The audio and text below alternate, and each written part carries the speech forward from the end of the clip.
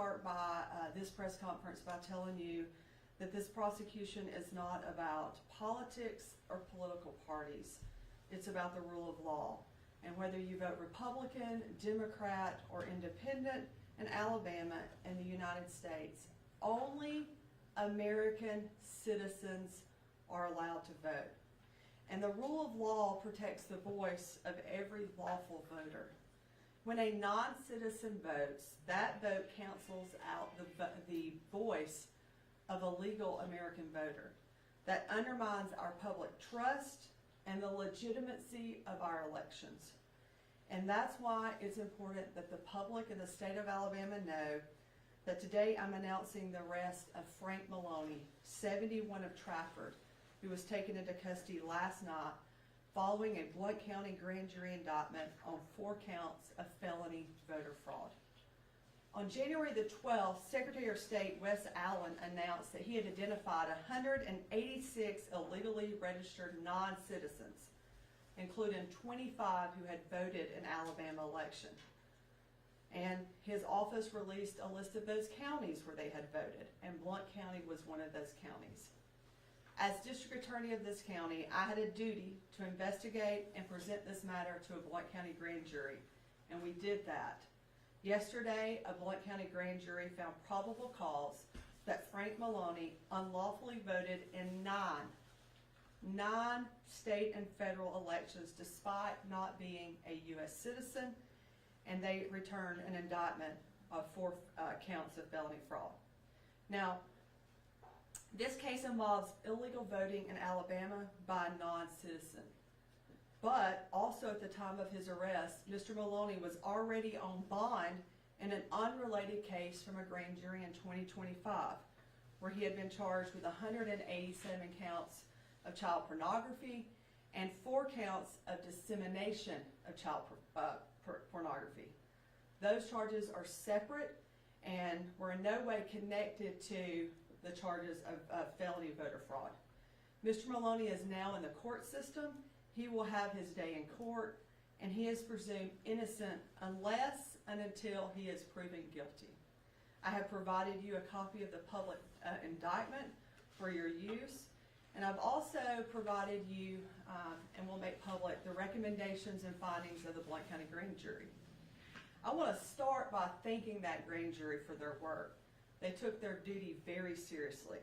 And in addition to the indictment, they unanimously made findings and recommendations which they authorized me to make public, and asked that I send copies of their findings to the governor, the lieutenant governor, the attorney general, the secretary of state, the leader of the House and the Senate of our legislature, and the secretary of the Alabama Law Enforcement Agency. Those are as follows, and I'll walk through them with you. They recommend that the Alabama Code be amended to specifically exclude foreign national driver's license as a valid form of identifications for the purposes of voting. Now, last year we saw a bill come through that made, in 32-610, one that made the use of a foreign national license invalid. However, they did not amend 17-930, and a foreign national driver's license needs to be specifically excluded from that code. Number 2, they recommend that Alabama Code 17-11-7 be amended to require absentee ballot affidavit to require the affiant to swear they are a U.S. citizen upon submitting their ballot. I provided you the language for what is required for the affidavit on an absentee ballot. Nowhere on that affidavit must they again swear that they are a U.S. citizen. And the grand jury asked that they correct that the legislature correct that. One of the most important findings or recommendations I believe the grand jury made is that they recommend Alabama law require voter identification in order to register to vote. I think it shocked me that when working this case, I learned that you are not required to show a photo ID when you go to register to vote. It's requested. It is not required. I provided you a copy of the form that is being used. We asked, and the grand jury asked, that they make it a law that you provide some type of a photo ID. We have to show a photo ID when we go to vote. We can't vote unless we're exempt under federal law without an identification, a photo identification. And yet we allow people to go and vote or go and register to vote, and they don't have to show a photo ID. That is a huge loophole in our law. They only have to provide a social security number or a driver's license. Foreign nationals can legally obtain a social security number and a driver's license in our state. So we have to correct that. We have to make sure that we require a valid photo ID when you register to vote. They also made the recommendation to the Secretary of State's office that it should ensure all boards of registers receive additional training so that they clearly understand that only U.S. citizens are legally permitted to vote in state and federal elections. And that they ask that the Secretary of State amend voter registration form to add the question, do you currently have a foreign national driver's license? You saw on the registration form, there's no question about whether or not they have a foreign national driver's license. ALEA keeps all the documentation. When a person comes to get a foreign national driver's license, they have to provide identification from the country which they are here from, and they keep that on file. And yet, there is nothing on the registration form that asks them to delineate between a driver's license and a foreign national driver's license. They ask that the Secretary of State only approve vendors providing polling pads for elections that would have software to notify a poll worker if a foreign national driver's license was being used as a form of identification. Currently, if someone uses a foreign national driver's license in an attempt to vote at the polling place, the polling pad will merely give you an error. They just couldn't read it. But it also could give you an error if my driver's license has a scratch on the back of it. And when a poll worker gets that error message, all they do is simply override that to allow somebody to vote. The recommendation of the grand jury is that they correct that they ask the vendors to make a screen whereby if a foreign national driver's license is presented, it notifies the poll worker. And let me say now, we appreciate poll workers. This is not a knock at anybody in the system. It's about identifying the loopholes that has allowed foreign nationals to be able to vote in our elections, okay? Poll workers spend 14, 15, 16-hour days at the poll. They're tired. They need assistance when someone attempts to present that foreign national driver's license to say, hey, wait a minute, and allow that person, if necessary, to vote provisional until it's determined. Heck, I've had to vote provisional one time when I moved and I was put on the inactive list. And but it goes to show that nobody's above the law. I wasn't above the law, even though the registrars knew who I was. I voted provisionally, corrected my address, and was back on the active list. So we have to do something to ensure that poll workers understand when a foreign national driver's license is being used. They also ask that we recommend that the law enforcement agency, ALEA, which I've been working with during the course of this investigation, that they communicate, the driver's license system, communicate a person's foreign national status to LETS. Currently, when we began this investigation, and I attempted to look up this individual's driver's license and criminal history, I could not tell whether or not he was a foreign national. The driver's license system whereby somebody has a foreign national license does not talk to the criminal background system. We need to correct that, and ALEA is working to get that done. And finally, as I gave you a copy of, foreign national driver's license numbers, they ask that they be distinguished from a standard driver's license with a letter at the beginning, similar to ID cards. If you have an identification card, your number is I and then the number. Foreign national numbers have nothing different. They're the same as a regular license. The only thing different you see is FN at the top, okay? What this case shows is that our system has vulnerabilities. Right now, a person can lawfully have an Alabama driver's license even if they're not a U.S. citizen. That's not a problem. The problem is there's nothing in our system that's clearly flagging that status when the license is used for voting at the polls. Now, what this case shows, a foreign national was able to obtain a driver's license, a social security number, register to vote, and cast ballots without the system flagging them. And that should not happen in our country. I am thankful to Secretary Allen and his staff, and the staff with Homeland Security and the Alabama Law Enforcement Agency who worked with my office in this investigation. When Secretary of State Allen identified those illegal registrations, we in Blount County did not look away. As district attorney, I did my duty, investigated, presented the evidence to a grand jury who brought charges and made findings and recommendations. It is my sincere hope that our legislature will review these findings and act swiftly to make the recommendations that this grand jury made public. And at this time, I'll take any questions.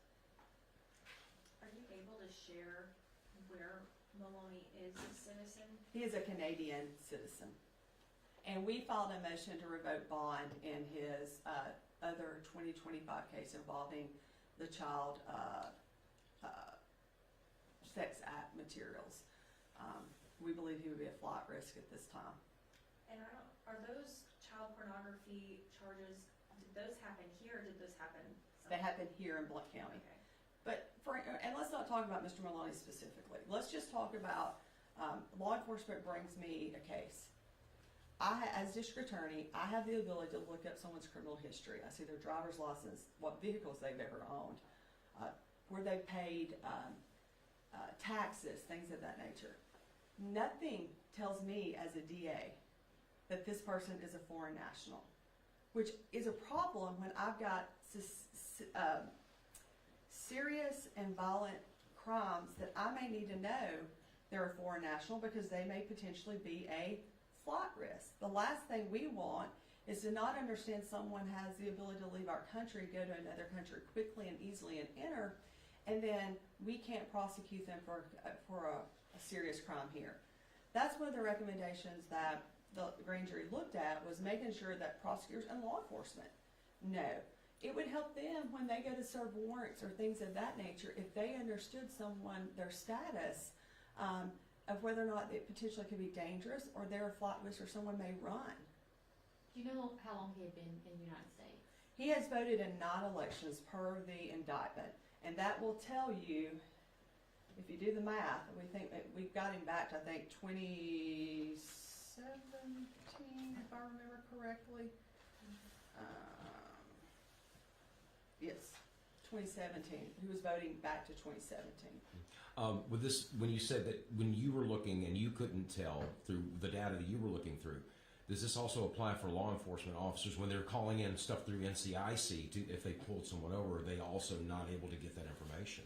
So if the driver's license is not talking to, now they may be able to identify, but we cannot see off of what we currently can access whether or not they are a foreign national. That's scary, to be honest with you. And it's really, and we're hoping with Aaliyah, and I appreciate their general counsel talking with me about this. We are hoping that it's literally making the driver's license system talk to the other system that law enforcement doesn't see the driver's license see it. They see the criminal background, the criminal history, okay? So they can't necessarily tell what they're dealing with on a traffic stop potentially. So would you say there's a lapse of communication between what federal, state, and local could be doing and tying that together so yes, it makes I think there's a lot of systems that have a lot of information and those systems don't talk to each other. And if those systems talk to each other, I mean, you had 186 people that were able to register. And let me say why this is important. Who remembers what the initial Gunnersville mayor election result was? It was tied. It was a tied vote. If you look at the Senate race down in Lee County several years ago, someone won that race by 1 vote. 1 vote matters. And one person voting who shouldn't be voting matters. We can't sit back and say, well, it's just 1 vote. And I hear people say, well, my vote doesn't really matter. It does matter. And that's your voice. And so if you have a tied election, and you learn that there was someone who should not have been voting, who voted, then the people who were supposed to elect had actually elected someone. But that vote was discounted because of someone voting illegally. Do you think this investigation by the Secretary of State and then your subsequent investigation, do you think this is only scratching the surface, and do you think there could be more potential non-U.S. citizens voting in Alabama's elections? So Secretary of State has been working with Homeland Security and other departments to be able to identify those people on the voting rolls that are not citizens. I hope that is all we have, but I will tell you, I learned a lot. And I've been an elected official since 2010 and been involved in the elections process. And I was dumbfounded at times. I don't think this is rhetoric. I don't think voting, and there's a difference between auditing our elections, like did we count the numbers right, did we whatever. If we don't ensure who's supposed to be voting is voting and not voting, we got a bigger problem than the back end. We got a front end problem in addition to a back end problem. And I really think there are just a few simple steps that could help. And look, no one's perfect. I appreciate our Blount County Boards of Register. I appreciate our probate judge, all of our elections officials in this county who worked with me to help us identify and locate documents from these prior elections to be able to substantiate the charges that were brought. On a level that we haven't quite discussed, we're kind of on the edge of it. When it comes to situations like this, the legal burden, is that placed more on the local, with your district, or is it more of the state burden, or does the federal get involved in that situation because of what we're dealing with here? Yeah, I think it's a mix, and the thing about this is, so for example, this hit my email box. We got the referral in email, and I thought, oh, I wonder who this person is, and I saw the name, and I thought, oh, I recognize that name, and so. Sadly, a lot of our DAs are underfunded, understaffed, and they may not necessarily be able to have the resources, or local law enforcement have the resources to actually investigate this. This was a lot easier for me because I already had a lot of the information in this case, all right? And then began digging and identifying documents, and again, the local officials helping me go and find documents, okay? So, yes, it's, the Secretary of State's office doesn't have the authority to investigate. All they can do is refer that to us. You're going to refer it to a DA's office. Now, I know that there were a lot of DA's offices that these were referred to, that they were outside the statute of limitations. Okay, so just because your county county's name might have been on it, doesn't mean your DA isn't doing their work. It means that they may have determined that it was outside the statute of limitations. They don't have the ability to prove it based on finding documents and other things. But it does add an extra burden to law enforcement and to our office. And I do want to thank the Blount County Sheriff's Office deputies last night who made that arrest. And I don't want to not thank them for their work on that, because they went out and stayed out for several hours to make the arrest. As far as the rest of this goes, in seeing that there is that burden placed on a lot of different district attorneys because of financial and or other resource or lack of resources, is that something that the state administration needs to kind of come in and Oh, we would always love to have more funding. Okay. And the other question is, at some point, without any particulars, do you guys ever get AI involved in some of this to be able to crack some of these cases that would? No, I don't use AI in my office for any type of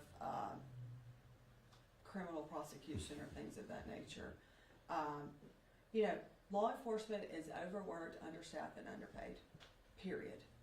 And what we're seeing is another, dump. I hate to say dump, but here's something else for you to do, while we also need you to do these other 8 things that we're not going to provide you funding for the person to be able to do these 800 reports that we needed you to turn in. And look, that's a burden we take as elected officials. I get it. Like, I am a 24/7. I don't leave the office at 5 o'clock and turn back in at 8. I know that all the DAs in the state do their job, do it to the best of their ability. And we've all talked about a lot of these cases. We kind of discussed amongst ourselves, statute of limitations run. Because, you know, they pull from way back. I mean, I know that some even got some that they had voted in 2014.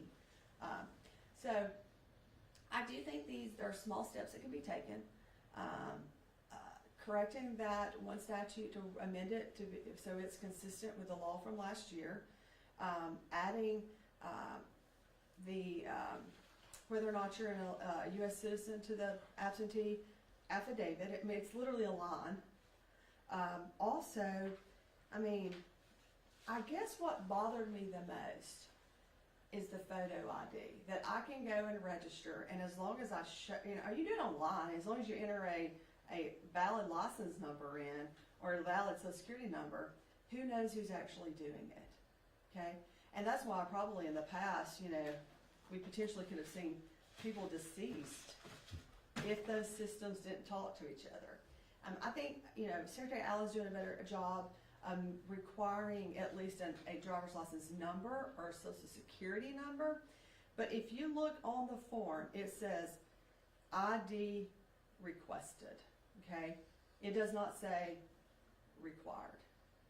And yet when I go to vote, I better find my driver's license or my something before I go in, because they're not going to give me a ballot unless I show them I am who I say I am. And should we not require people who register to show I am who I say I am, and I have a right, because our right, voting is a right. I have a right to vote in this country.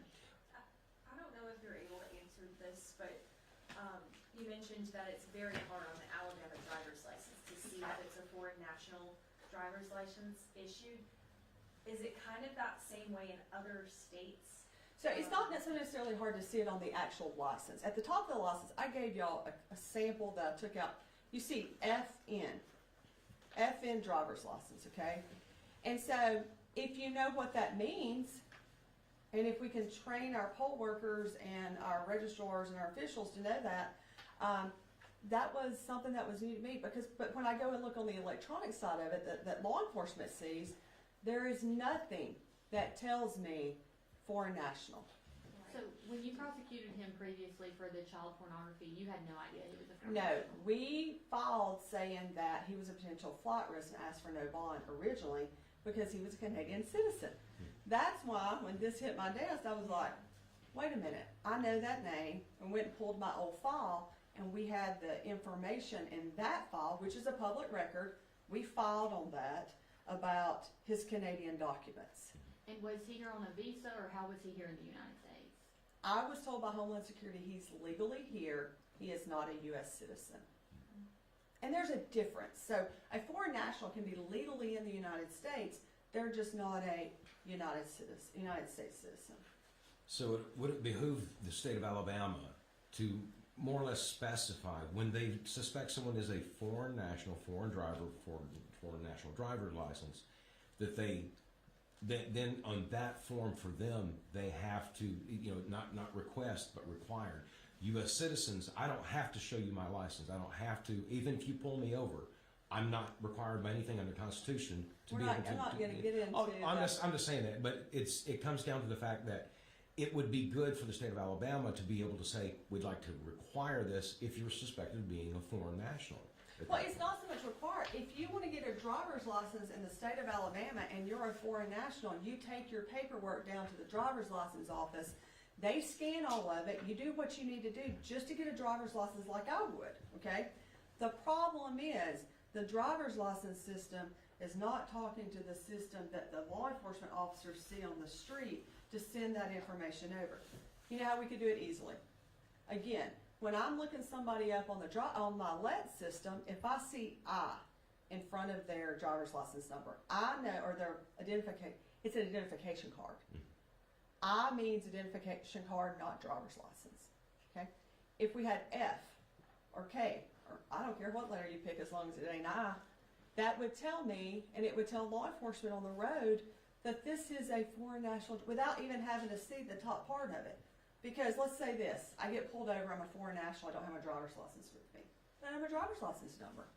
I have a social security card, social security number. I give that to you. I go back and I run your information, your identifiers on LETS. I am not gonna know that you're a foreign national. If you do not have the paper card, or not the paper, because it's plastic, the plastic card to provide.